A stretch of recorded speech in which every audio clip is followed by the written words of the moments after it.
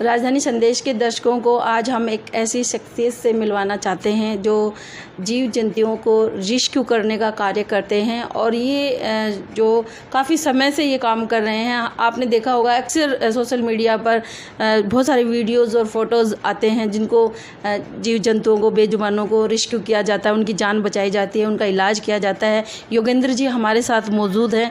हम उन्हीं से चर्चा करते हैं कि कैसे उनको इस तरह की शौक उत्पन्न हुआ कि कैसे हम जीव जंतु बेजुबानों को कैसे उनकी पीड़ा को समझें और उनकी जान बचाएं या उनके इलाज करें। इसके लिए हम उन्हीं से चर्चा करें। नमस्कार, मेरा नाम योगेंद्र कुमार है। मैं तिहाड़ जेल में एज ए हेड वार्डन हूँ और animal welfare board of India की तरफ से Delhi state animal welfare officer हूँ राज्य का। योगेंद्र जी, हमने देखा है अक्सर सोशल मीडिया पर आपके बहुत अच्छे पोस्ट आते हैं। आप बहुत सारे जो पक्षी हैं उन जो चोटिल हो जाते हैं, घायल हो जाते हैं, बीमार हो जाते हैं और जैसे पशु हैं, गाय हैं या और डॉगी या जो भी जानवर है उनकी बहुत देखभाल केयर करते हैं, इलाज करते हैं। तो आप ये कब से कर रहे हैं? मैंने मुझे लगभग ये 17 साल हो गए। ये 2003 की घटना है जेल नंबर 1 की। एक पिजन पंखे से टकराया था जो काफ़ी घायल था, तो कोई लेके उसे हमारे ऑफिस में आया तो वहाँ पे deputy superintendent mister Rajendra Kumar ji थे। उनके सामने बताया कि भैया ये एक बर्ड्स पंखे से टकरा गया और काफ़ी इंजर्ड था। तो उन्होंने एक हमारे स्टाफ वाले से बोला कि इसको हॉस्पिटल ले जाओ। शाम के मेरे ख्याल 8 बजे थे तो उस स्टाफ वाले ने मना कर दिया कि नहीं मेरी ड्यूटी नहीं है। मगर एक स्टाफ वाला उसे देख रहा था, उसने कहा नहीं सर मैं इसे लेके चला जाऊंगा। मगर मैं भी ये सारे वाकया देख रहा था अपनी आंखों से। तो वो लड़का लेके उसे चला गया। बारिश भी हो रही थी उस वक्त, जहाँ तक मुझे याद है। हाँ, बारिश भी थी। तो जब मैंने देखा कि वो लड़का लेके चला गया तो रात भर मुझे नींद नहीं आई। मेरा दिल अंदर से कचौंधता रहा मुझे कि तूने ये काम क्यों नहीं किया। तो उस दिन से मैंने ठान लिया कि मैं पशु पक्षियों की मदद करूंगा, उनका इलाज करवाऊंगा और मैंने अपने आप को इसमें समर्पित कर दिया। तो आपने कभी सोचा था कि आगे कि आप ऐसा काम भी कर पाएंगे? मैडम, किसी का भी देखोगे, किसी की जीवनी आप उठाओ, कोई ऐसी घटना घटती है जिससे उसे चेंजअप आ जाता है। वही घटना मेरे साथ भी घटी और मेरे अंदर भी चेंज आया ये। और आज मुझे लगभग 17 साल हो गए हैं इस काम में लगे हुए और मैंने एक अपना ग्रुप भी तैयार किया और अब मेरे साथ में शायद हजारों लोग जुड़े हुए हैं। बताइए कि जैसे आप रेस्क्यू करते हैं, कैसे आप उनको पहचान पाते हैं कि इसको किस चीज़ की ज़रूरत है, या ये बीमार है या ये चोट लगा है इसको, या कैसे आप इतना एक्सपीरियंस आया आपके अंदर? नहीं मैडम, जैसे हमें तो काफ़ी लोग हमें बताते हैं। जेल के अंदर से मैंने लगभग 600 बर्ड्स रेस्क्यू किए हैं और मुझे जेल में से सूचना आ जाती है कि भाई फलान जेल में कोई बर्ड्स इंजर्ड है या बीमार है, तो मैं वहाँ से उठा के उसे ज़्यादातर तो मैं हॉस्पिटल में एडमिट करवा देता हूँ क्योंकि हॉस्पिटल में डॉक्टर होते हैं। इतना हमें तो नहीं पता ना वो बोल सकता मुझे बुखार है या क्या है, डॉक्टर उसे समझ लेते हैं। मगर हमें थोड़ा बहुत अगर मुझे लगता है इसके इंजर्ड है तो मैं घर पे भी अपना इलाज कर लेता हूँ। घर पे मैंने थोड़ा सेटअप लगाया हुआ है, तो अगर वहाँ से ठीक नहीं होता तो मैं हॉस्पिटलाइज करवा देता हूँ। तो कितना चैलेंज भरे होते हैं कई बार रेस्क्यू आप जब करते हैं पशु पक्षी जानवर? हाँ, चैलेंज तो होता ही है मैडम। इसमें कई बार तो हॉस्पिटल बंद हो जाता है, ओपीडी वगैरह बंद हो जाती है। वैसे तो संजय गांधी में 24 घंटे इमरजेंसी चलती है, मगर काफ़ी दिक्कतें भी कई बार आती हैं। फिर भी कोई दिक्कत नहीं मैडम, दिक्कतें तो आती रहती हैं लाइफ के अंदर। तो अभी तक आपने कितने जो पशु पक्षी और घायल या बीमार उनकी मदद करी, उनको इलाज कराया, ठीक हुए जो आपके प्रयास से? मैडम, लगभग 600 के करीब बर्ड्स और एनिमल्स हैं जो मैंने रेस्क्यू किए और आज वो पर्यावरण की शोभा बने हुए हैं। आप बहुत सारे जो पशु कल्याण सुरक्षा बोर्ड वगैरह से भी जुड़े रहे हैं, आप काफ़ी अच्छे पदों पर रहे हैं, तो कुल कितने संगठनों से इस तरह के मिलकर काम कर रहे हैं? मैंने खुद अपना एक छोटा सा ग्रुप बनाया हुआ। वो ग्रुप इतना डेलीकेटेड है कि मैं जब भी उनसे फ़ोन करता हूँ कि फलानी जगह पे कोई एनिमल या बर्ड्स इंजर्ड है तो वो पिक कर लेते हैं और उसे हॉस्पिटलाइज कर देते हैं, मेरे घर छोड़ देते हैं। घर पे भी हम थोड़ा सा सेटअप, हम वहाँ पे भी थोड़ा बहुत इलाज कर लेते हैं। इतना अच्छा तो नहीं कर पाते मगर फिर भी कर ही लेते हैं। तो क्या आप पूरे भारत में काम करते हैं जानवरों के लिए? नहीं मैडम, अभी तो मैं NCR और दिल्ली तक ही सीमित हूँ थोड़ा। वैसे मैंने अब निकलना स्टार्ट किया है बाहर। अभी मैंने कुछ लोग राजस्थान से, गुजरात से और नेपाल से और वेस्ट बंगाल से काफ़ी लोग मैंने से जोड़े हैं इस अभियान से और उससे काफ़ी सकारात्मक परिणाम भी निकल रहे हैं। अभी हमने देखा आपने रक्तदान किया था किसी की जान बचाने के लिए, उसके बारे में? हाँ, वही मैं पोस्ट किया था मैंने पहले। तो आज कल मेरा ख्याल रक्तदान दिवस था, तो उसमें वो निकल के बाहर आई थी, वो आ जाती हैं फेसबुक के जरिए। तो वो मेरे ख्याल 2016 की घटना। हमारी जेल के अंदर एक कैदी था, लंगर के अंदर काम कार्यरत था वो। तो उसका हाथ जो था ना आटा गूंदने की मशीन में आ गया, तो पूरा ही उसका फ्रैक्चराइज हो गया था। तो एम्स के अंदर हमने उसे ग्रीन कॉरिडोर बना के लेके गए थे उसे। एम्स के अंदर का भी हमें तो ब्लड की काफ़ी ज़रूरत है, कम से कम 16 यूनिट हमें चाहिए। तो एम्स वाले ने कहा भैया खरीदने वाला हम नहीं लेंगे, या तो कोई इसे डोनेट करे, उसके परिवार का डोनेट करे आके। हमने उसके घर की स्थिति देखी तो उसकी एक वाइफ थी, वो काफ़ी गरीब फैमिली थी, एक छोटा सा बच्चा था। तो सबसे पहले मैंने कहा मैं दूंगा रक्तदान इसे। मैंने रक्तदान दिया तो 1-2 मेरे उसके बाद में प्रेरित हो गए, एक दो मेरे स्टाफ ने भी उसमें रक्तदान दिया, बड़ी खुशी मिली, उसकी जान बच गई। हाथ तो नहीं बचा पाए मगर उसकी जान बच गई। बहुत अच्छी बात है। हमने देखा कि लिम्का बुक में आपका नाम आया है, इतना सराहनीय काम करते हैं आप। इसके अलावा और कहाँ सरकारी गैर सरकारी संगठनों ने आपको सम्मानित किया है? हाँ, मुझे राष्ट्रपति पदक भी मिला हुआ था, विशिष्ट सुधारात्मक पदक भी राष्ट्रपति ने मुझे नवाजा है, और कई संस्थाओं ने भी मुझे अवार्ड दिए हैं, नेशनल लेवल के भी अवार्ड मिले हैं।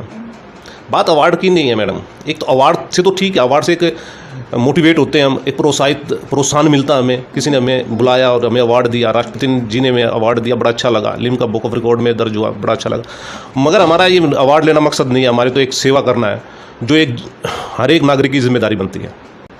सर, मैंने देखा सर, आप स्कूल कॉलेजों में जाते हैं, बच्चों से मिलते हैं, वहाँ उनको अवेयरनेस का, बच्चों के साथ साथ बाहर भी लोगों को करते हैं, कितना रिस्क भरा होता है, कहाँ कहाँ आप जाते हैं, कैसे आप लोगों को इसके लिए तैयार? मैंने लगभग 125 स्कूल कॉलेज और सार्वजनिक जगहों के अंदर प्रोग्राम्स किए हैं, और मैं ये अपनी तारीफ़ तो नहीं कर रहा हूँ, खैर मैंने हर बार गोरैया दिवस, एनिमल डे, अर्थ डे, वाटर डे, कोई भी दिन आता है, पर्यावरण दिवस, जो भी ऐसा है इन्वायरमेंट से जुड़ा, एनिमल बर्ड से जुड़ा हुआ, मैंने हर एक सेलिब्रेट किया, और स्कूलों के अंदर जाके किया, कॉलेजों के अंदर जाके किया। कम से कम मैंने 4 लाख चाइल्ड और यंगर को अपने साथ जोड़ा इससे।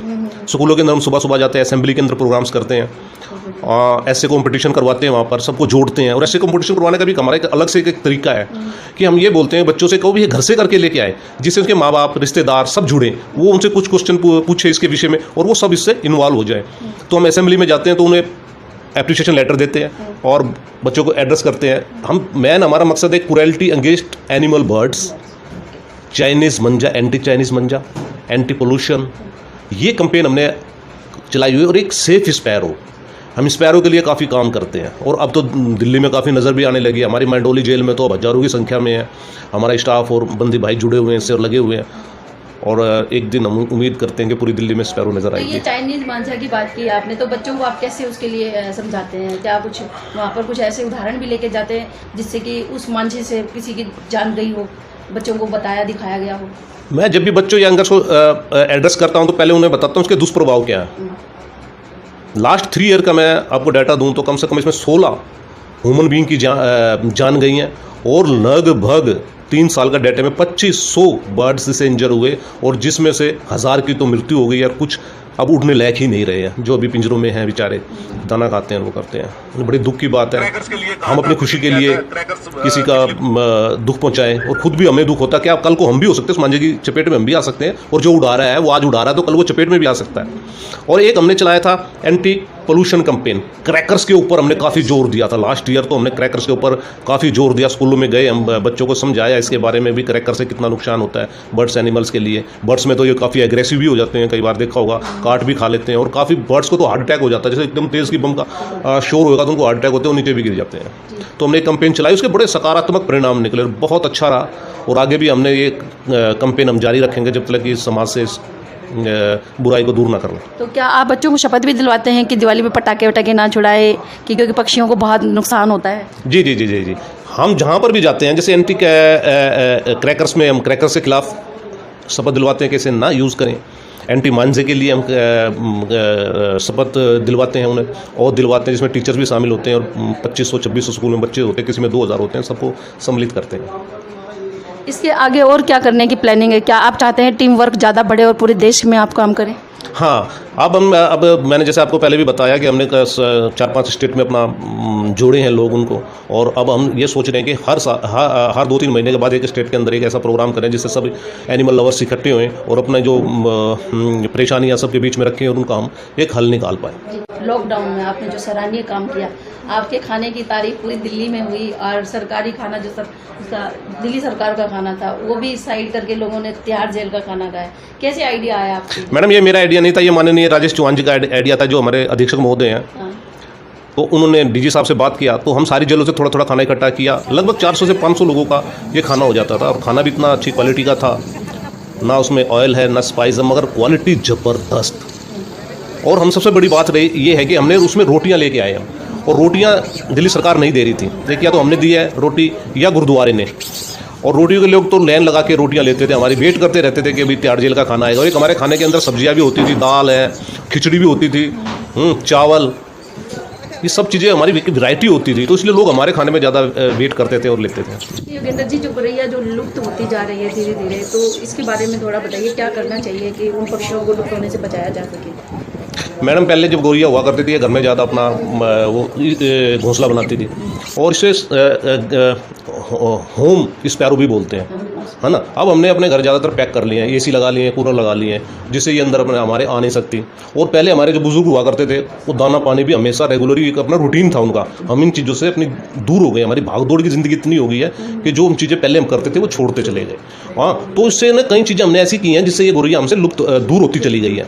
अब हम वो चीज़ें फिर वापस ला रहे हैं। हमने जैसे आर्टिफिशियल नेक्स्ट लगाए, उसके काफ़ी अच्छे रिजल्ट मिले, उसमें गौरैया आने लगी। तिहाड़ जेल के मंडोली के अंदर तो हमने आर्टिफिशियल बहुत घोंसले लगाए, उनकी दाने पानी की व्यवस्था करी, एक घास रखी उनके लिए जिससे वो अपने घोंसले जल्दी बना सके, तो उससे हमारे अच्छे रिजल्ट निकले। अब मंडोली के अंदर तो मेरे ख्याल हज़ारों की संख्या में है, और हमने दिल्ली के अंदर भी कई जगह ऐसे सेटअप लगाए हैं जिससे अब वहाँ पर भी जनसंख्या इनकी बढ़ने लगी है। और एक दिन ऐसा आएगा कि गौरैया फिर सबके आंगन में चहचहाएगी। पानी तो देखो हर जगह रखो, जहाँ भी आपको लगे कि भाई यहाँ पर गौरैया या दूसरे बर्ड्स आते हैं, दाना पानी तो रखो। मगर ये जो घोंसले की बात आपने की है, ये घोंसला तो एक ऐसी जगह लगाएं जहाँ पर चील या कौवे या बिल्ली ना जा सके। हाँ, क्योंकि ये हमेशा चूज़ करते हैं कि ऐसी चीज़ें ना आए, वहाँ पर अपना घोंसला बनाती है, वहाँ पर भी